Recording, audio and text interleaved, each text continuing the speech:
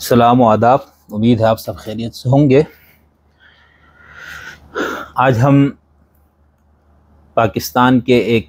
نامور اور عظیم ہستی اور فخر مکتب اہل بیت، محدث، مفسر، فقیہ اور متکلم،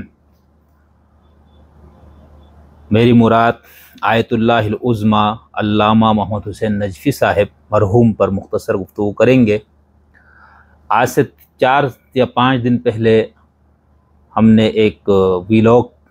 ریکارڈ کر کے اس کو ہم نے اپنے یوٹیوب پہ ڈالا تھا، اور ان دنوں نجفی صاحب بہت شدید علیل تھے، تو ان کی دعائے صحت کے لیے بھی ہم نے دعا کی تھی، لیکن بہرحال کلو من علیہ فان کے تحت وہ اپنے خالق حقیقی سے جا ملے۔ آیت اللہ محسن نجفی صاحب نے بہت طویل عمر پائی، بھرپور زندگی پائی، اور 1960 سے لے کر اگست 2023 تک ایک طویل عرصہ آپ نے علمی، فکری، ادارتی، تنظیمی ہر لحاظ سے ایک بھرپور زندگی گزاری، اور اپنے مسلک اور مکتب کی خدمت کے حوالے سے آپ ہر وقت اور ہر لحاظ سے مصروف رہے، بہت زیادہ آپ نے کام کیا۔ اس وقت ہم صرف ان کے کچھ علمی پہلوؤں پر مختصر گفتگو کریں گے۔ ظاہر سی بات ہے اتنی عظیم ہستی، اتنی عظیم شخصیت کے اوپر، اور ان کے پوری زندگی، جو علمی زندگی، جو ان کی عملی زندگی ہے، اور اتنی طویل عملی زندگی ہے، تو اس پورے پر بہت مفصل گفتگو 8 سے 10 منٹ میں ممکن نہیں ہے، تو اس لیے ہم مختصراً بات کریں گے۔ آیت اللہ محسن نجفی صاحب ہر طرف سے تنقید کی زد میں رہے، اپنوں اور بیگانوں دونوں نے ان کو ان کی زندگی میں ان کی قدر نہیں کی۔ جو ان کے مسلک سے تعلق نہ رکھنے والے لوگ ہیں، ان کی تو بات سمجھ میں آتی ہے، وہ تو ظاہر سی بات ہے، ہمارے ہاں ایک مسلک والا دوسرے مسلک والے کو کی علم کو، اس کی فکری خدمات کو، اس کی کسی ملی خدمات کو ہم لوگ اہمیت نہیں دیتے، کیونکہ ہم اس حد تک تفرقوں میں بٹے ہوئے ہیں ہر لحاظ سے۔ تو اس میں اگر کسی کا کوئی علمی کام ہے تو محض اس وجہ سے کہ اس کا مسلک دوسرا ہے، ہم اس کو اہمیت نہیں دیتے، اس کو بیان نہیں کرتے، اس سے استفادے کے لیے اپنے لوگوں کو نہیں کہتے، اور یہ سمجھ میں بھی آتی ہے بات شاید، چونکہ اب پارٹیاں ہیں اور ہر پارٹی کی خواہش ہوتی ہے کہ ہمارا جو ووٹ بینک ہے یا ہمارے لوگ بڑھیں اور دوسروں کے لوگ گھٹ جائے، کم ہو۔ لیکن آیت اللہ العظمی محمد حسین نجفی رحمۃ اللہ تعالی علیہ و رضوان اللہ علیہ کا مسئلہ یہ ہوا کہ ان کو ان کے اپنے مسلک کے لوگوں نے ان کی زندگی میں، جب انہوں نے کتابیں لکھنا شروع کی، اصلاحات پر انہوں نے کام کیا، تو جس انداز سے ان کی کردار کشی کی گئی، ان کو ان کی بیٹیوں تک کو، ان کے گھر تک کو نہیں چھوڑا گیا، گالیوں سے نوازا گیا، ان کے اوپر طرح طرح کے الزامات لگائے گئے، اور یہاں تک الزامات بھی لگائے گئے کہ یہ دوسروں کے فنڈ سے مسئلے کے تشیع کو خراب کرنا چاہتے ہیں، شیعہ وہابی کا ان پہ الزام لگایا گیا۔ تو یہ ساری چیزیں ان کے اپنے مسلک کے لوگوں کی طرف سے ہوئی، ٹھیک ہے، اور وجہ کیا ہے؟ چند مخصوص مسائل تھے جس میں انہوں نے موجود جو علماء تشیع ہے، یا جو ان کے ہاں رائج کچھ رسومات اور کچھ فقہی چیزیں اور کچھ اعتقادی چیزوں پر انہوں نے تنقید کی، اور وہ تنقید وہ کسی قیاس کی بنیاد پر نہیں کی، خواہش نفس کی بنیاد پر نہیں کی، وہ خالص علمی بنیاد پر کی انہوں نے، ٹھیک ہے، لیکن اس کو ہمارے ہاں برداشت نہیں کیا گیا۔ یعنی ہمارے ہاں عدم برداشت اس حد تک ہیں کہ اگر آپ اپنے نقطۂ نظر سے ذرا سا آپ نے ہٹ کے بات کی، تو آپ کو دوسرے تو چھوڑیے، آپ کے اپنے مسلک، اپنی برادری کے لوگ آپ کو قبول کرنے کے لیے تیار نہیں، اور اگر پھر معاملہ مذہب کا اور مسلک کا ہو تو پھر یہ بہت تباہ کن چیز بن جاتی ہے۔ تو آیت اللہ العظمی کے ساتھ یہی ہوا، اور یہاں تک کہ ہے کہ ان کے اوپر 2-3 بار قاتلانہ حملے ہوئے، اور ان حملوں میں بھی ان کے اپنے لوگ ملوث پائے گئے، ٹھیک ہے، یہ چیزیں موجود ہے ریکارڈ پر۔ اسی طرح جب انہوں نے کتاب لکھی تجلیات صداقت، ٹھیک ہے، تو اس کے بعد پھر ظاہر سی بات ہے جو ان کے مخالف مسلک کے لوگ، انہوں نے بھی ان کو دھمکیاں دی، ان کی جان کو بہت زیادہ خطرہ لاحق ہوا، لیکن ان تمام چیزوں کے باوجود وہ اپنے موقف پر ڈٹے رہے، جس بات کو انہوں نے صحیح سمجھا اس کو ببانگ دہل بیان کیا، جس کو غلط سمجھا اس کو ببانگ دہل بیان کیا۔ یہ نہیں دیکھا کہ میری اس بات کو کی زد جو ہے وہ میرے مسلک پہ پڑتی ہے یا دوسروں کے مسلک۔ یہ بہت بڑی خوبی ہوتی ہے صاحب علم انسان جس کو ہم کہتے ہیں، اس کی سب سے بڑی خوبی یہی ہے کہ وہ دنیاوی مفاد، اپنے ذاتی خواہشات، ان سب چیزوں سے بلند ہونے کی کوشش کرے، اور کوشش کرنے کا جو کیا ثبوت ہے وہ اس کے عمل سے، اس کے افکار سے، اس کی تحریروں سے یہ چیز سامنے آنی چاہیے۔ اور محمد حسین نجفی صاحب کی یہ ساری چیزیں ریکارڈ پر ہے۔ آپ نے بہت علمی اور فکری کام کیے، ٹھیک ہے، آپ ان کے مسلک سے متعلق آدمی ہے،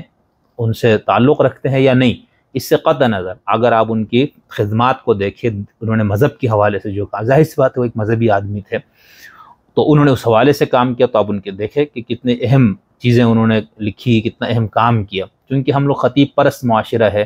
ٹھیک ہے، لطیفہ گوئی کو ہم اہمیت دیتے ہیں، تو ایسے صاحب علم و دانش لوگ یہ تمام مسالک کے ساتھ شاید ہوا ہے، ان کے اس قسم کے لوگ پھر اگر وہ اپنے مسلک پہ اصلاح کی بات کرے، تنقید کی بات کرے، تو اس کا پھر ناطقہ بند کر دیا جاتا ہے۔ تو اس لیے ان کو وہ مقام، وہ شہرت، وہ مرتبہ، وہ قبولیت ان کو نہیں مل سکی، اور پھر ہم چونکہ مردہ پرست قوم بھی ہے، تو اب آپ دیکھیے گا ان کی وفات کے بعد کچھ عرصے بعد ہو سکتا ہے ان کی ان علمی چیزوں کو لوگ اہمیت دیں۔ انہوں نے قرآن مجید کی تفسیر پر 10 جلدوں میں ایک تفسیر لکھی فیضان الرحمن کے عنوان سے، اور اس تفسیر کے اندر آپ دیکھیں گے، اچھا نجفی صاحب کے اوپر یہ ہے کہ وہ اخباری تھے یا اصولی، ٹھیک ہے، لیکن ہم جب ان کی تحریروں کو پڑھتے ہیں تو وہ بین نظر آتے ہیں، یعنی اخباریت کی چھاپ ان پہ ہے، ظاہر سی بات ہے، اور یہ کوئی معیوب بات نہیں ہے۔ تو اس تفسیر کے اندر بھی آپ کو ایسی چیزیں نظر آئیں گی کہ وہ براہ راست قرآن اور سنت، یعنی وہ اس تک رہنے کی کوشش کرتے ہیں، اور سنت یا حدیث کی جب بات کریں تو شیعوں کے ہاں پیغمبر سے لے کے بعد 12 اماموں کی جو اقوال ہے، افعال ہے، وہ بھی حدیث ہے۔ تو یہ ایک تفسیر بالمعصور بھی ہے، تفسیر معقول بھی ہے، اور موجودہ حالات اور دور کے اندر جو کچھ مسائل ہے ان پہ بھی انہوں نے بہت تفصیل سے بات کی ہوئی۔ اسی طرح شیعوں کی ایک بہت معروف کتاب ہے جو فقہی حدیثوں پر مشتمل، وسائل الشیعہ، اس کا ترجمہ کیا 20 جلدوں میں کام ہے، بہت بڑا کام ہے۔ اسی طرح آپ نے احسن الفوائد فی شرح العقائد، شیخ صدوق کی جو اعتقادات جو کتاب ہے اس کا ترجمہ کیا، اس کی تشریح کی۔ اسی طرح آپ نے ملا باقر مجلسی کی کتاب کا ترجمہ اور اس کی وضاحت تشریح بھی لکھی، اعتقادات امامیہ، ٹھیک ہے۔ اب مجلسی صاحب پر ہم نے گزشتہ ایک ویلاگ میں گفتگو کی تھی کہ ان کے اوپر بھی اہل تشیع کی ہاں کیا مسائل ہے، خیر، لیکن حدیث کا جو انسائکلوپیڈیا بہار الانوار ہے وہ ان کا بہت بڑا کارنامہ ہے۔ اس کے علاوہ اصول الشریعہ فی عقائد شیعہ بھی ہے آپ کی کتاب، اور چونکہ اہل تشیع کی ہاں آیت اللہ العظمیٰ جو فقیہ ہوتا ہے اس کو رسالہ عملیہ بھی لکھنے کا ایک اس کی ذمہ داری ہوتی ہے، اس کے علمی جو مرتبہ ہے اس کے اندر یہ چیز شامل ہے۔ تو انہوں نے قوانین الشریعہ فی فقہ الجعفریہ 2 جلدوں میں توضیح المسائل آپ نے لکھی۔ اسی طرح اس کا اختصار جو ہے وہ خلاصۃ الاحکام کے نام سے موجود ہے۔ اس کے علاوہ آپ نے جو ایک حدیث ہمارے حدیث ثقلین کے نام سے معروف ہے، اس پہ آپ کی کتاب تحقیقات الفریقین فی حدیث ثقلین۔ اسی طرح تجلیات صداقت فی جواب آفتاب ہدایت، یہ اس دور میں یہ کتاب جب لکھی گئی، اس مصنف کی وفات کے 40 سال کے بعد اہل تشیع کی طرف جو اس کا بھرپور جواب آیا وہ نجفی صاحب کا ہی تھا، ٹھیک ہے۔ اور اس کے اوپر آپ پڑھیں ان کی کتاب، اور جس کتاب کے رت میں کتاب لکھی وہ بھی دیکھیں آپ سامنے،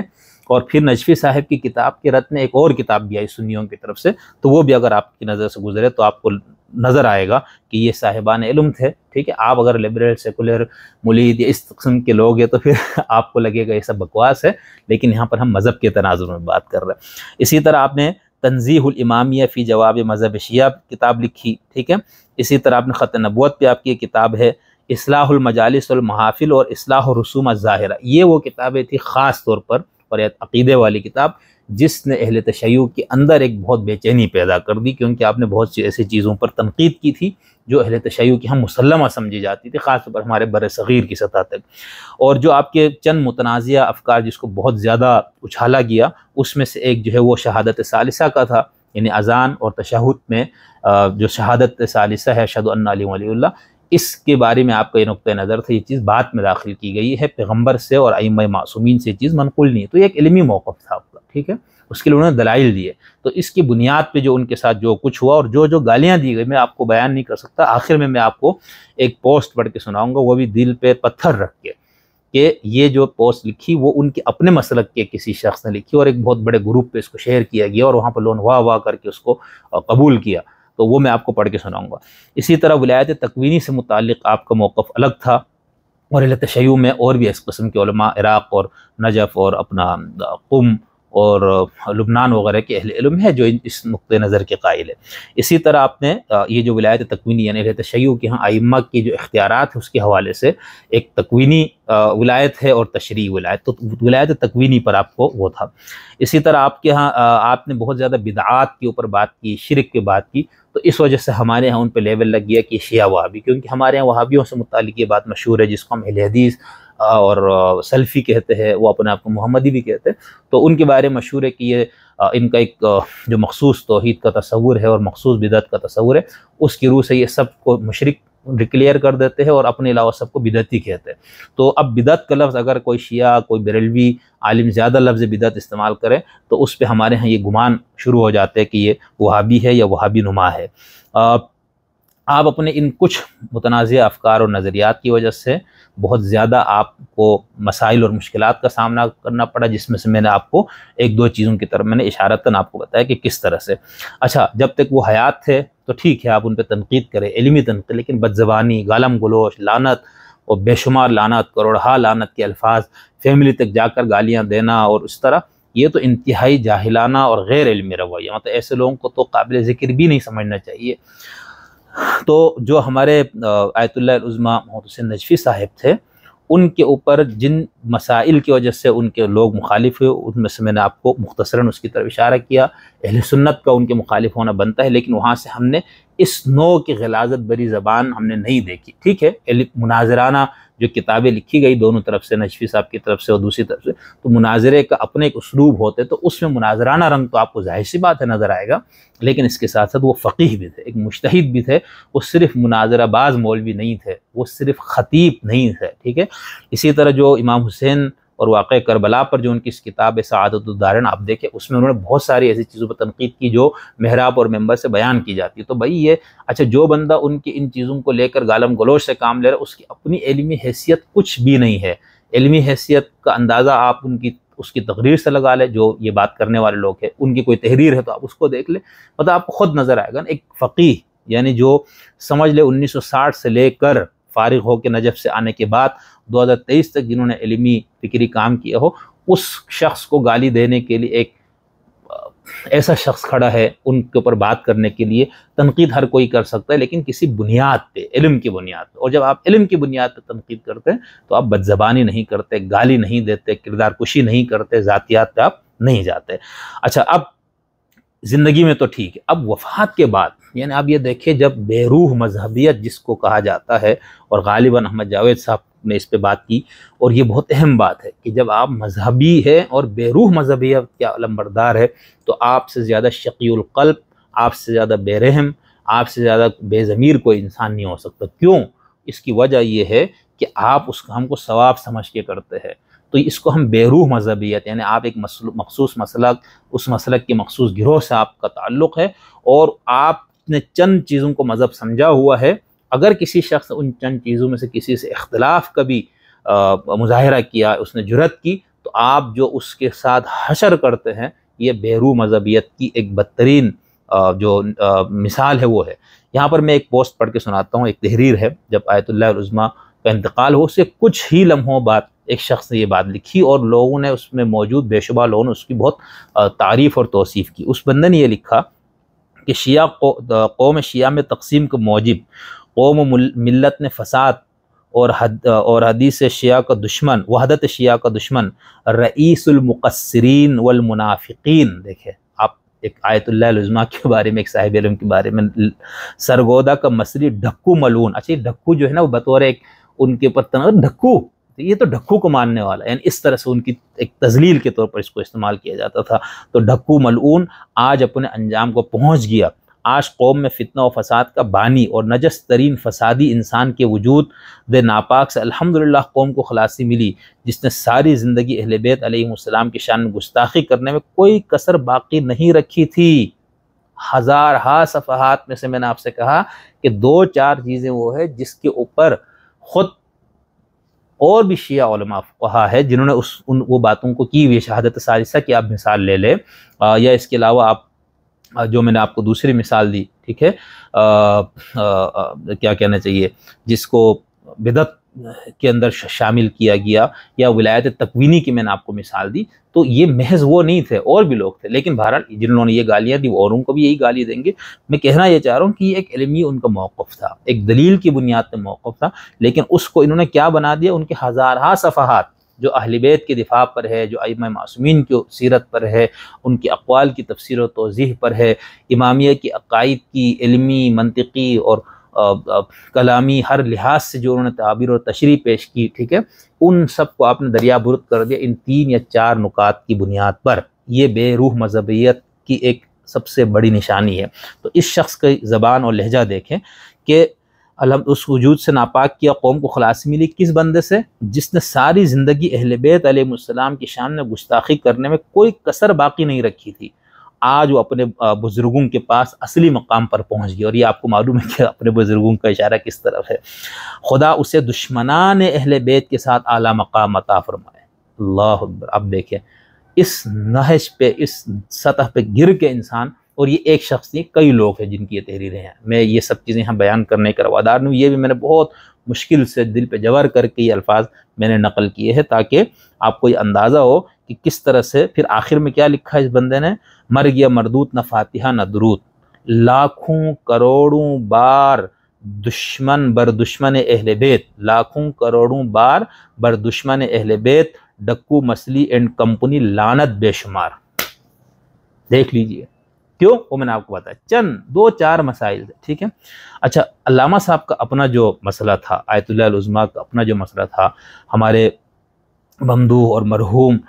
نجفی صاحب کا جو مسئلہ تھا نا، وہ حقیقی عالم تھے، اور ایسے ہی علماء کے بارے میں شاید یہی کہا گیا کہ موت العالم موت العالم، ٹھیک ہے۔ یہ حقیقی علماء، یہ دین فروش، ضمیر فروش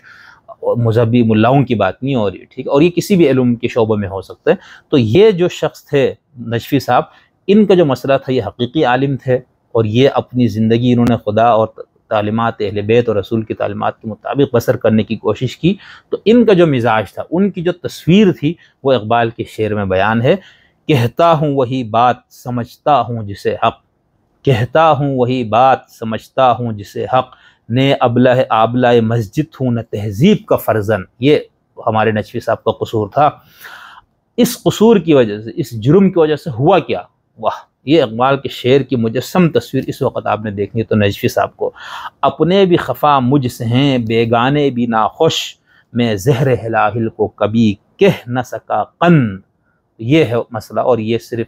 نجفی صاحب کے ساتھ نہیں، دیگر مسالک کے اندر بھی اگر ایسے مصلحین اٹھے، اور میں پوری ایک سیریز اس پہ کروں گا آگے جا کے کہ ہر مسلک جو سنی شیعہ، پھر ان کے ذیلی مسالک، اس میں جو پوری دنیا میں جو بڑے مصلحین اٹھے جنہوں نے کچھ چیزوں میں اپنے اس مسلک سے اختلاف کیا، ان کو کس طرح سے ان کی کردار کشی کی گئی۔ پھر خود شیعہ دنیا میں، چونکہ ہمارے ہاں اس حوالے سے آگاہی کم ہے اور یہ سمجھا جاتا ہے کہ شیعہ ہے تو بس شیعہ ایک ہی ہوتا ہے، ایسا نہیں ہے، ان کے ہاں بھی تنوع ہے، جو اثنا عشریہ کے اندر بھی تنوع ہے، ٹھیک ہے۔ اس پہ بھی کئی ایسے متنازع علماء آئے جنہوں نے اپنے آپ کو تشیع کے اندر رکھا، وہ اپنے آپ کو اہل بیت اور تشیع کے بہت بڑے سپاہی سمجھتے تھے، لیکن چند اختلافی نظریات کی وجہ سے، ان کے کچھ اصلاحی گفتگو کی وجہ سے کس طرح سے ان کو اس مسلک کے لوگوں نے ان کو اچھوت بنا دیا، سامری بنا دیا۔ تو آج ہم آیت اللہ العظمیٰ محمد حسین نجفی صاحب کی وفات پہ میں نے چاہا کہ کچھ گفتگو کروں۔ گزشتہ میرے ایک ولاگ اس میں نے ان پہ گفتگو کی ہوئی، ان کے فیضان الرحمن کا ایک حوالہ دیا تھا کسی مسئلے کے حوالے کے لیے، وہاں پر بھی میں نے ان پہ بات کی ہے،